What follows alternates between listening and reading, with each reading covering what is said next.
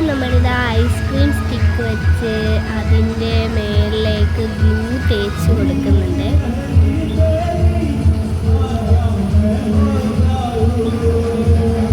ശേഷം വേറൊരു സ്റ്റിക്ക് എടുത്ത് അവിടെ ഒട്ടിക്കുന്നുണ്ട്. പിന്നീട് മറ്റേ സൈഡിലും ആ സ്റ്റിക്കിൻ്റെ മറ്റേ സൈഡിലായിട്ടും നമ്മൾ ഗ്ലൂ അപ്ലൈ ചെയ്ത് കൊടുക്കുന്നുണ്ട്.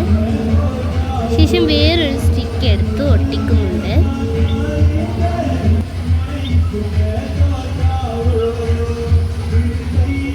പിന്നെ ഇതുകൊണ്ട് മറ്റേ സെക്കൻഡ് ഒട്ടിച്ച കമ്പിൻ്റെയും പിന്നെ തേർഡ് ഒട്ടിച്ച ആ ഒരു സ്റ്റിക്കിൻ്റെയും രണ്ടറ്റത്തായിട്ട് ഗ്ലൂ തേച്ച് കൊടുത്തിട്ട് വേറൊരു സ്റ്റിക്ക് അതിൻ്റെ മുകളിൽ വെച്ച് കൊടുക്കുന്നുണ്ട്.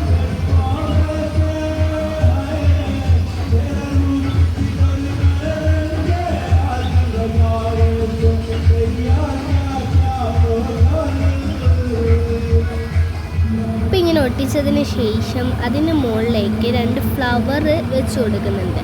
അതിനായി ഗ്ലൂ അപ്ലൈ ചെയ്തതിന് ശേഷം ഒരു വൈറ്റ് ഫ്ലവർ ഞാൻ കൊടുക്കുന്നുണ്ട്. ഒന്നാമത്തെ ഫ്ലവർ ഒട്ടിച്ചു. പിന്നെ ഇത് രണ്ടാമത്തെ ഫ്ലവറിന് വേണ്ടിയിട്ടുള്ള ഗമ്മ് തേച്ചുകൊണ്ടിരിക്കുക.